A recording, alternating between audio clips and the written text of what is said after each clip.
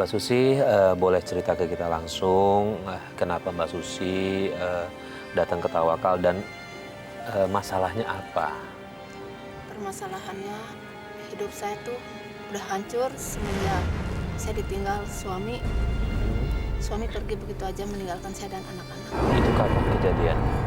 Itu kejadian tahun 2007. 2007. Oke. Kemudian yang membuat Mbak Susi berat menjalani hidup, saya pengen tahu perlakuan suaminya. Kenapa kok bisa dia meninggalkan Mbak Susi? Awalnya sih sebelum suami saya pergi, saya udah tahu kalau suami saya itu mempunyai wanita simpanan. Oke. Tapi dia pergi setelah menerima pesangon dari perusahaannya karena dia kena PHK.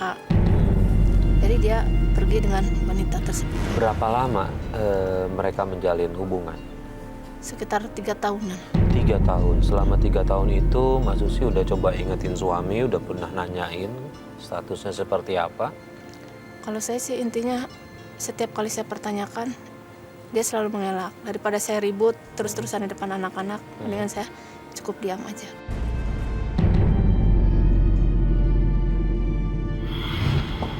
Assalamualaikum. Permisi, assalamualaikum. Waalaikumsalam. Selamat siang, Bu. Iya, siang. Apa benar ini rumahnya Pak Herman Supriyadi? Iya, betul. Dia suami saya. Cuman dia sudah lama sekali tidak di rumah, Pak. Kalau boleh tahu, ini ada apa ya? Bapak ini siapa? Kami dari pihak bank. Kami akan menyita rumahnya Pak Herman karena beliau sudah lama tidak membayar angsuran. Dan di sini sudah jelas tertera perjanjian bahwa Pak Herman mengagungkan rumahnya dengan pihak bank. Dan ada tanda tangannya Pak Herman. Hah? Hutang? Tapi saya nggak tahu, Pak, kalau dia itu ada hutang. Dia tuh sudah lama sekali pergi dari rumah. Mana mungkin bisa, Pak? Mohon maaf, Bu. Ini keputusan dari pihak bank. Dan kami tetap akan menyita rumah ini. Dan ibu saya beri waktu 2 hari untuk mengosongkan rumah. Saya mohon. Tolong, Pak, jangan, Pak. Tolong segel rumah ini. Pak, saya mohon jangan, Pak. Pak. Baik, saya bantu. Pak. Saya mohon, Pak. Maaf, Saya mohon sekali, Pak. Anak-anak saya masih kecil. ini sudah ada perjanjian tertulis dari pihak bank dengan Pak Herman. Gak ada apa-apa, Nak. Kak, kasihan saya, Pak.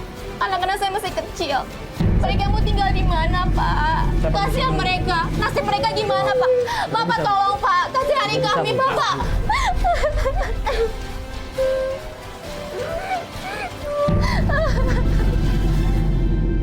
Pak Ustadz, mungkin banyak ibu-ibu di luar sana juga memiliki kasus yang sama, tidak berani bertanya.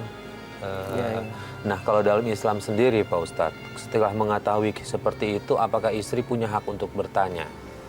Ya, Mas Farid, saya kira Ya. juga penonton, pemirsa yang ada di luar, di rumah, kasus Ibu Susi saya kira cukup banyak di lingkungan kita. Ibu Susi ini pengen menjadi seorang ibu yang baik. Di antara ciri orang ibu baik itu adalah pengen patuh sama suami. Padahal Ibu Susi ini sudah melihat gelagat atau bukti bahwasanya dalam tanda kutip nih suaminya selingkuh. Ini kembali kepada sebuah hukum tuduhan. Kalimat selingkuh ini adalah konotasinya negatif. Nah, apakah benar namanya seorang laki-laki selingkuh? Selingkuh ini kan, mohon maaf nih, misalnya di luar nikah. Nah, ini perlu kita klarifikasi. Jangan sampai kita menuduh seseorang dengan sebuah tuduhan bahwa itu nanti dalam hukum syariah namanya qadzaf. Nah, jangan sampai qadzaf itu menuduh orang lain, suami atau siapapun berbuat zina. Kecuali kalau memang melihat betul kejadiannya. Nah, Ibu Susi ini sudah tahu lah. Nah, perlu ditanya, Ibu Susi itu suaminya menikah lagi dengan sah atau apa nih, Bu? Iya. Nah, itu perlu Ibu sudah ada buktinya. Kalau saya sendiri hanya melihat dari SMS aja gitu. Cuma yang saya tahu setelah dia pergi meninggalkan saya dan anak-anak, saya berpikiran mungkin dia pergi dengan wanita tersebut. Bu Susi belum ada bukti kuat ya kalau dia itu memang pergi menikah dengan wanita tersebut. Nah, Betul. isi SMS-nya mohon maaf nih saya tanya nih, lebih ke arah yang tidak senonoh atau cuma sekedar ngobrol aja? Ke arah senonoh. Bahkan saya sering baca perlakuan mengenai tentang dia melakukan segala sesuatunya di SMS Di situ tersebut. di SMS itu terlihat apakah mereka sudah menikah atau tidak menikah? Tidak.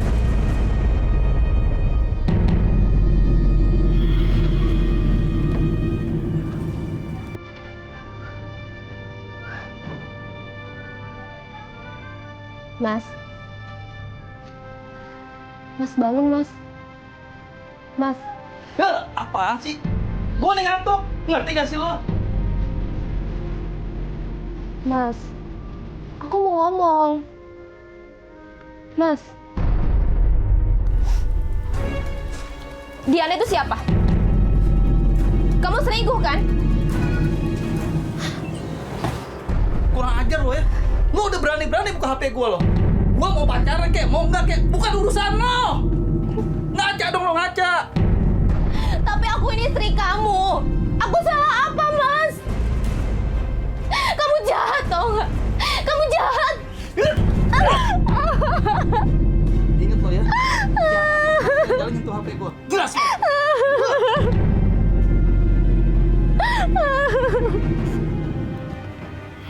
Tidak menikah. Oke, Oke. kalau berdasarkan bukti SMS aja nih Pak Ustadz, Bu Susi mengambil kesimpulan bahwa suaminya ini mohon maaf sudah berzina di luar. Ya, Mas Farid dan Bu Ya. Susi, pemirsa sekalian, jangan sampai kita menuduh orang hanya dengan karena SMS. Di hukum fikih kita tidak diterima bukti seseorang itu melakukan sebuah perzinaan atau hubungan suami istri itu harus benar-benar melihat. Kalau dalam fikih-fikih itu dulu makan kayak kalau paku masuk ke tembok, atau kalau kita dulu lihat ada sumur itu embernya masuk ke dalam, baru ngelihat. Sampai kalau misalnya ada laki-laki perempuan yang bukan suami istri, kemudian mohon maaf nih melakukan dalam sarung gitu, kita pun nggak bisa menuduh. Nah ini termasuk SMS. Iya. Walaupun mungkin ucapannya, kalimatnya dan sebagainya kita belum bisa menuduh hukum zina. Iya. Nah, tetapi kalau dalam akhlak bisa jadi zina tangan, SMS-an, zina mata, zina telinga. Nah, itu bagian dari. Tapi kalau hukum zina nanti kena hukuman had tidak bisa. Ini buktinya baru SMS. Jadi nggak bisa Mas Farid. Iya, ada nilai tersendiri nggak sih Pak Ustadz untuk si sang istri yang mungkin biasanya kan dia merasa tidak mendapatkan ketidakadilan karena dia tidak mendapatkan jawaban, tidak puas dengan jawaban suami. Ada nggak nilai tersendiri misalnya pahala sebesar apakah yang istri bisa terima kalau dia bisa menahan itu Pak Ya, Ustadz? ya. Bagus nih. Jadi sebetulnya kalau kita kaji-kaji hadis atau kitab-kitab fikih, seorang istri itu lebih gampang masuk surga daripada seorang suami. Suami menanggung kehalalan rezeki, menanggung pendidikan istri dan anak-anak, ya kan? Lah ini berat. Lah kalau seorang istri cukup apa? Istri itu cukup dia patuh, manut. Kalau suaminya itu menyeleweng diingatkan, punya hak. Jangan diem nih.